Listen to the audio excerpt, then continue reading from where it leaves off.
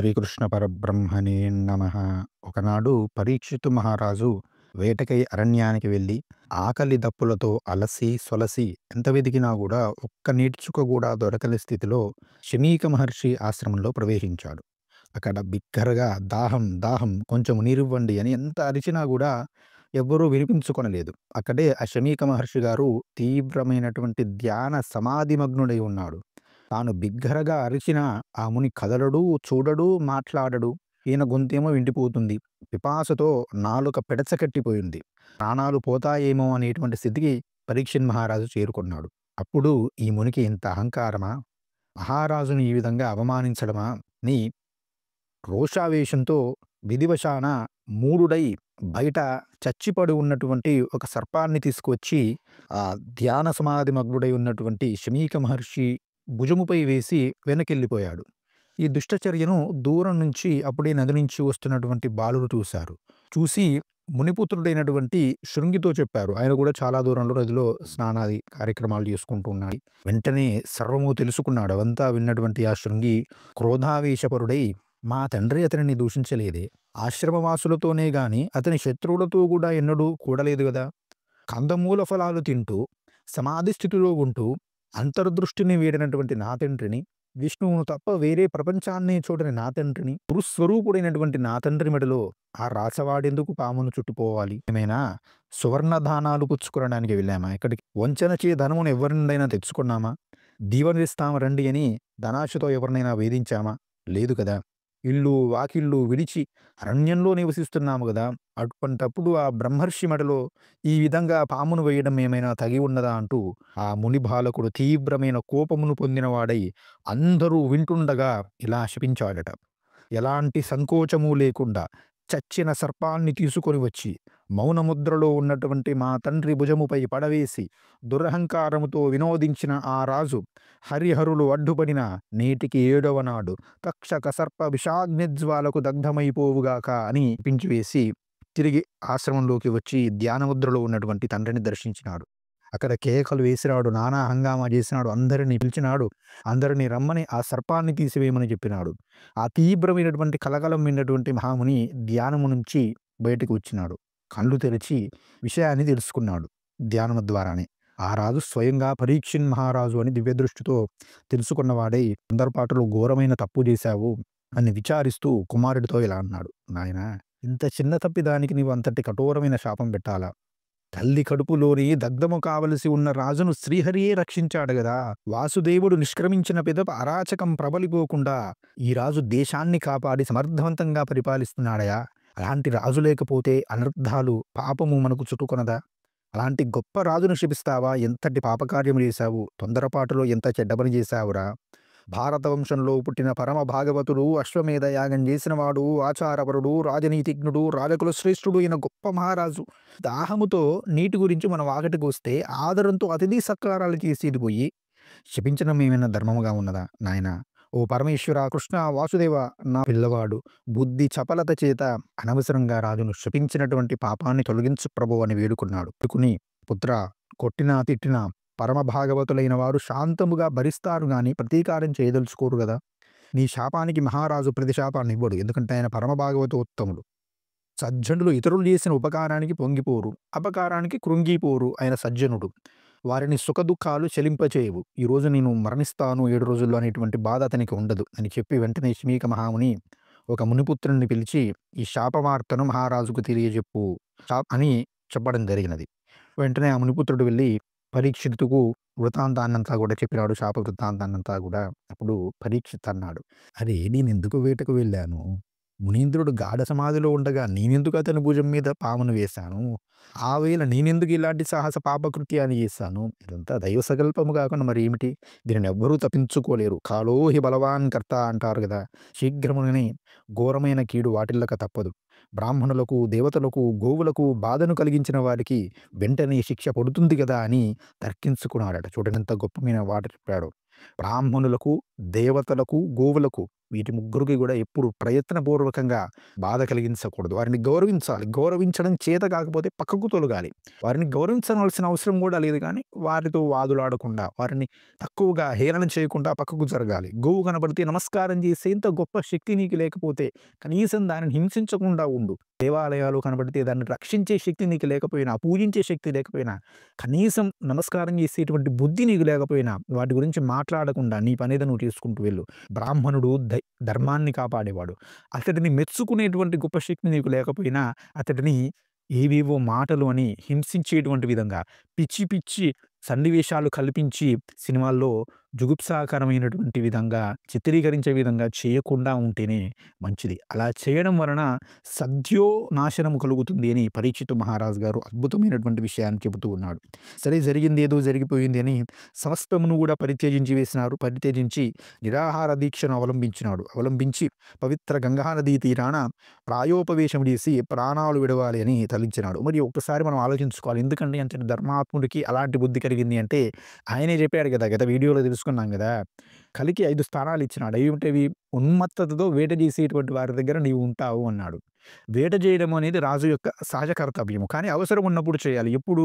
ఆ యొక్క అడవి జంతువులనేవి ప్రజల మీద పడి పంట పొలాలను గాని, జనులను గాని ఇబ్బంది పెడుతున్నప్పుడు రాజు వేటాడాలి. కానీ సరదాగా వేటాడితే, అది కూడా ఒక పరిధి వరకు వేటాడితే బానే ఉండదు. కానీ తీవ్రమైన తాపముతో ఆఖరి దప్పులను కూడా లెక్క చేయకుండా సైన్యంతో సహా అడవిలో పడి అతడు వేటాడినాడు. అంటే అతడిలో కలిప్రవేశం అనేది జరిగిపోయింది. కలిప్రవేశం ఎప్పుడైతే మనిషిలో జరుగుతుందో ఉచ్చనీచములు అనేవి చూడడం. అందుకే ఉచ్చనీచము చూడకుండా, పూజ్యుడు అని కూడా చూడకుండా, సమాధి వ్యవస్థలో ఉన్నాడని కూడా గమనించకుండా, నిజానికి అతడు సర్వము తెలిసినటువంటి మహాయోగి, అదేమీ కూడా గుర్తుకు తెచ్చుకోకుండా తప్పు చేసేశాడు. ఆ తప్పుకు ఫలితంగా తన శరీరాన్ని కోల్పోయేటువంటి స్థితికి వచ్చినాడు. కాబట్టి ఎంత జాగ్రత్తగా ఉండాలో మనం అర్థం చేసుకోవాలి. అంతటి పరమ భాగవతోత్తముడు, నిత్యము పరమేశ్వరుడు యొక్క పాదములు సేవించేవాడు, హరికథలు వినేవాడు, హరిలీలలు వినేవాడే కలి ప్రభావానికి లోనయ్యాడు అంటే మనం ఎంత జాగ్రత్తగా ఉండాలి. ఆ విధంగా ఇక ఆయనదేదో అయింది అని, ఎందుకంటే నిరంతరం ఈశ్వర స్మరణలో ఉండేవాడు కాబట్టి ఆయనదేదో అయిందని భావించిన వాడై చిత్తమును గోవింద పదాయత్తము గావించి మౌనియై తనలోనే తత్తరము లేక భూవర సత్తముడు వసించే ముక్త సంగత్వమునన్, పూర్తిగా మౌనవ్రతమును 7 రోజుల్లో మరణిస్తానని తెలుసుకున్నాడు కాబట్టి 7 రోజులు కూడా ఏమీ మాట్లాడకుండా మనసంతా కూడా ఈశ్వరునికి, ఆ గోవిందుని పాదముల దగ్గర పెట్టేసి వాటితో సంతృప్తిని పొందిన వాడై ఈశ్వరుణ్ణి గురించి ఆలోచించుకుంటూ కూర్చున్నాడట. ఈ విధంగా పాండవ పౌత్రుడైనటువంటి పరీక్షిత్తు హరిచరణ సంస్మరణ ఆనంద కందలిత హృదయారవిందుడై విష్ణుపది ఒడ్డున, అంటే గంగానది ఒడ్డున ప్రాయోపవేశం చేయడానికి సిద్ధంగా ఉన్నటువంటి విషయాన్ని అందరూ మునులు కూడా, మహానుభావులందరూ కూడా తెలుసుకున్నారట. పావనమూర్తులు, మహానుభావులందరూ కూడా తెలుసుకొని తీర్థాలకి తీర్థత్వాన్ని ఇవ్వగల సమర్థులైనటువంటి అత్రి, విశ్వామిత్ర, భృగు, వశిష్ఠ, వ్యాస, భరద్వాజ, పరశురామ, దేవల, మైత్రేయ, కణ్వ, కలశ సంభవ, నారద, పర్వతాది బ్రహ్మర్షి, రాజర్షి, దేవర్షి పుంగవులు, కాండ ఋషులైనటువంటి అరుణాదులు, అనేకులైనటువంటి ఋషిసత్వములు శిష్య ప్రశిష్యులతో వచ్చారట. వీటి నామాలు స్మరిస్తే చాలండి పునీతులు అవుతాము. అంతటి మహనీయులందరూ కూడా అక్కడికి వచ్చారట. అంటే భాగవతాన్ని ఒక్క పరీక్షిత్తు వినలేదు, వీరంతా కూడా విన్నారన్నమాట ఆ సందర్భంలో.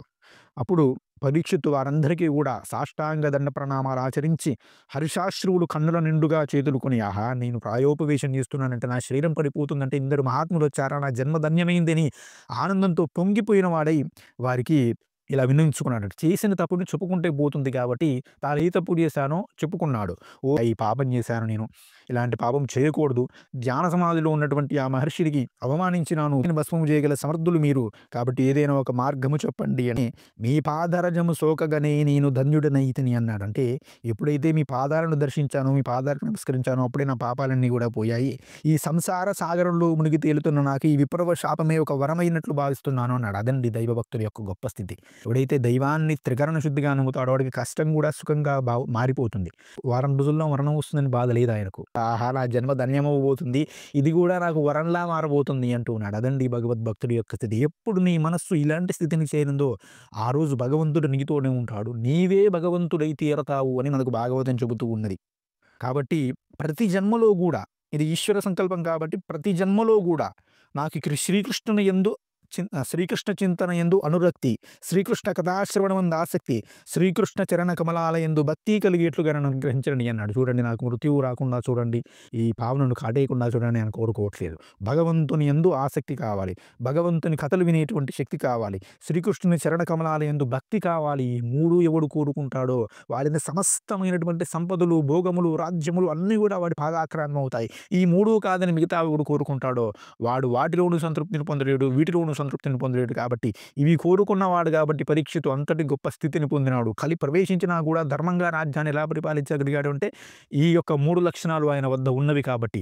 ఎన్ని జన్మల్లో అయినా సరే నేను ఆ లక్షణాలే కోరుతున్నాను అన్నాడు కాబట్టి ఆయన అంతటి గొప్ప స్థితిని పొందినాడు. 3 రోజుల్లో నేను ముక్తి పొందేటువంటి మార్గాన్ని నాకు సూచించండి, నేను ఆ పరమేశ్వరుణ్ణి చేరుకోవాలి, శ్రీకృష్ణ భగవానుడిని చేరుకోవాలి, నా శ్రేయస్సును దృష్టిలో ఉంచుకోండి, గోవిందుని యొక్క లీలలు గానం చేయండి, హరిభక్తుల యొక్క చరిత్రలు వినిపించండి, 7 దినములలో నాకు ముక్తి కలిగేటువంటి మార్గం ఏమిటో చూడండి అని వేడుకున్నాడు ఆ జనమేజయుడు. ఇదండి ఈ గొప్ప స్థితి. 7 రోజుల్లో మరణిస్తాను అంటే నాకు హరిభక్తుల యొక్క లీలలు చెప్పి నేను ముక్తిని పొందేటువంటి మార్గాన్ని చెప్పండి అంటూ ఉన్నాడు గానీ, విలునామాలు రాసి ఆస్తులు పంచుతానని చెప్పలేదు. వెంటనే తాను ఎప్పుడైతే శాపం గురించి తెలుసుకున్నాడో వెంటనే జనమేజయునికి రాజ్యాన్ని ఇచ్చేసినాడు. రాజ్యం మీద భోగాన్ని వదిలేసినాడు. నాకెందుకు ఈ దిక్కుమాలిన రాజ్యం అనుకున్నాడు. వదిలేసుకున్నాడు. వదిలేసి లీలలు గానం చేయండి, హరిభక్తుల చరిత్రలు వినిపించండి, 7 దినములలో నాకు ముక్తి కలిగేటువంటి మార్గం ఏదో చూడండి అని వేడుకోవడం నుంచి కూడా విముక్తులయ్యాడు. ఎప్పుడైతే బంధన విముక్తి కలుగుతుందో అప్పుడు ఇక పరిపూర్ణ శాంతి కలుగుతుంది. కాబట్టి రాజ్యభారాన్ని అప్పగించి ఆ భారం కూడా లేనివాడై ఋషులందరిని వేడుకుంటే ఋషులందరూ కూడా ఎంతటి గొప్ప భక్తి గలవాడయా అని సంతసించిన వారై అతన్ని ప్రశంసించి, ఆ గడువు దినం వరకు మేము కూడా ఇక్కడే ఉంటామయ్యా, ముక్తిని పొందే మార్గం ఏమైనా ఉన్నదేమో అన్వేషిస్తామయ్యా అని వారు కూడా ఆ పరీక్షితుతోటే ఉన్నారట. అంతటి మహనీయుల మధ్య సత్సంగము మధ్య ఈశ్వర సంగమును పొందినటువంటి మహనీయుడండి పరీక్షిత్ మహారాజు. ఇంతలోనే దైవయోగము చేత 16 ఏళ్ల బాలుని వలె కనిపిస్తూ దిగంబరి అయినటువంటి ఒక అవధూతమూర్తి అక్కడికి వచ్చాడు. అతను మహాయోగి వరేణ్యుడు, వేదవ్యాస తనయుడు, అతను యోగీంద్రుడు అని అక్కడున్నటువంటి ఋషులందరూ కూడా గుర్తించిన వారి గౌరవ సూచకంగా నిల్చొని ఆయనను ఆహ్వానించినారు. పరీక్షిత్తు అతడికి ఎదురేగి ప్రణమిల్లి సత్కరించి ఉచితాసనంపై కూర్చోబెట్టి ఇలా అన్నాడు: "ఓ మహాత్మా, నేడు నాకెంత సుదినమయ్యా! శ్రీకృష్ణ పరమాత్మయే మిమ్మల్ని ఇక్కడికి పంపించి ఉంటాడు అని నమ్ముతున్నాను. నా సమస్యకు పరిష్కారం చూపండయ్యా. మీరు తప్ప అన్యులెవరు కూడా ఈ సమస్యకు పరిష్కారం చూపలేరు. ఎల్లప్పుడూ మానవుడు ఏమి చేస్తుండాలి? ఏమి వింటుండాలి? దేనిని గురించి ఆలోచన చేస్తూ ఉండాలి? మరణమాసన్నమయ్యున్నటువంటి నేను ఇప్పుడు ఏమి చేయాలి? దేనిని త్యజించాలి? ఈ ప్రశ్నలకు తగు రీతిన సమాధానమిచ్చి, నాకు ఉపదేశమిచ్చి, నన్ను తరింపజేయమని నేను ప్రార్థిస్తున్నానని పరీక్షిత్తు శ్రీకృష్ణుడిని వేడుకున్నాడు" అని సూతుడు శౌనకాది మహామునులతో చెప్పడం జరిగినది. అంటే అంతటి గొప్ప స్థితిలో 7 రోజులలో మరణిస్తానంటే 7 రోజులు, వారానికి ఉండేవి 7 రోజులు. ఏ రోజైనా మరణం సంభవించవచ్చు కాబట్టి అనుక్షణము కూడా ఈశ్వర చింతనలో ఉండాలి అని చెప్పడం పరీక్షిత్తు మరణం వెనక ఉన్నటువంటి రహస్యము. భాగవతాన్ని సప్తాహంగా వినాలి, సప్తాహంగా చదవాలి అనడం కూడా అదే రహస్యం. ప్రతిరోజు కూడా వినాలి. వారంలో వచ్చేది 7వ రోజు, 8వ రోజు ఉండదు కదా. కాబట్టి ప్రతిరోజు కూడా భాగవతాన్ని వినాలి. ఎందుకంటే మృత్యు ఎప్పుడు వస్తుందో నీకేం తెలుసు, ఆ పరీక్షిత్తుకు తెలిసింది కాబట్టి. ఎవడు అనవరతంగా అనుక్షణము కూడా భాగవతాన్ని వింటూ ఉంటాడో, భాగవతాన్ని చదువుతూ ఉంటాడో, శ్రవణం చేస్తూ ఉంటాడో వాడు తప్పకుండా ముక్తిని పొందుతాడు. వాడు తప్పకుండా ఈశ్వరుని యందు భక్తిని పొంది తీరతాడు అని మనకు భాగవతం రూఢి చేస్తున్నది అని చెబుతూ పరమపావనమైనటువంటి భాగవతంలోని ప్రథమ స్కందము పూర్తయినది. శ్రీకృష్ణ అర్పణం. స్కందంలో మనం ప్రధానంగా తెలుసుకున్నటువంటి విషయాలు భగవంతుని యొక్క అవతార గాథలు, 24 అవతారాల గురించి మనం ప్రథమంగా తెలుసుకుని చేస్తున్నటువంటి సందర్భంలో సూతుడు రావడము, ఆ భగవత్ కథలన్నీ కూడా చెప్పడం అనేటువంటి విషయాలు తెలుసుకున్నాము.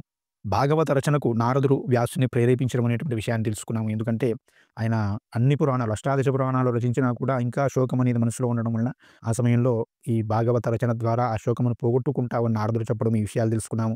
అశ్వత్థామ చేసినటువంటి ఆ ఘాతుకమును మనం తెలుసుకున్నాము. అపాండవిమోగ కానీ నారాయణాస్త్రం వేయడము, అర్జునుడు దానిని ఉపసంహరించడము, శ్రీకృష్ణ పరమాత్మ ఉత్తరాగర్భంలో ఉన్నటువంటి విష్ణురాతుని కాపాడడము అనేటువంటి విషయాలు మనం తెలుసుకున్నాము. భీష్ముడు నిర్యాణం చెందడము, భీష్ముడు ధర్మరాజుకు బోధన చేసి పాలన వైపుగా ఉద్యుక్తుడయ్యేలా చేయడము, పరీక్షిత్తు జన్మించినటువంటి విధానమును మనం తెలుసుకున్నాము. శ్రీకృష్ణుడు హస్తినాపురాన్ని విడిచి ద్వారకా నగరము చేరడము, అక్కడికి ఆ తర్వాత అర్జునుడు వెళ్ళడము, శ్రీకృష్ణ నిర్యాణము, ద్వారకా అనేది సముద్రంలో మునిగిపోవడం, ఈ విశేషాలనేవి లఘువుగా తెలుసుకున్నాము. డెప్త్‌గా మనకు ఏకాదశ స్కందంలో వస్తాయి వీటి గురించి. ధృతరాష్ట్రుడు తన చరమదశలో యోగము ద్వారా శరీరమును విడిచినటువంటి విధానాన్ని తెలుసుకున్నాము. అర్జునుడు విషాదమును పొందినటువంటి విధానము, శ్రీకృష్ణుడు నిర్యాణం చెందినప్పుడు ఏమీ చేయలేక అష్టభార్యలను జనులను కాపాడలేక కిరాతుని చేతిలో ఓడిపోయి విషాదము పొందినటువంటి విధానము, ఆ తర్వాత ధర్మజుడు కూడా వైరాగ్యము చెంది స్వర్గమును చేరినటువంటి విధానము, పరీక్షిత్తు మహారాజు యొక్క వృత్తాంతమును, పరీక్షిత్తు మహారాజు ముక్తిని పొందడానికి కూడా భాగవత కథను చెప్పడం ప్రారంభిస్తున్నాడు. ద్వితీయ స్కందంలో కూడా అనే ప్రధానమైనటువంటి విషయాలుంటాయి. ముక్తి సంబంధమైనటువంటి విషయాలు, శ్రీహరి యొక్క విరాట్ స్వరూపాది విషయములు, భక్తి సంబంధమైనటువంటి విషయాలు అధికంగా ఉంటాయి. కథాభాగం అధికంగా 3వ స్కందం నుంచి ఎక్కువగా ప్రారంభమవుతుంది. ఇందులో ముక్తి, భక్తి వీటి గురించి ఎక్కువగా చెబుతాడు. కాస్త కానీ వీటి గురించి తెలుసుకుంటేనే మనకు మన మనస్సు అనేది నిలబడుతుంది. కథలు వింటే పుణ్యం వస్తుంది. భక్తి గురించి మనం తెలుసుకుంటే ముక్తి వస్తుంది. జన్మ ధన్యమవుతుంది కాబట్టి ప్రతి ఒక్క వీడియోను కూడా చూసేటువంటి ప్రయత్నం చేయండి.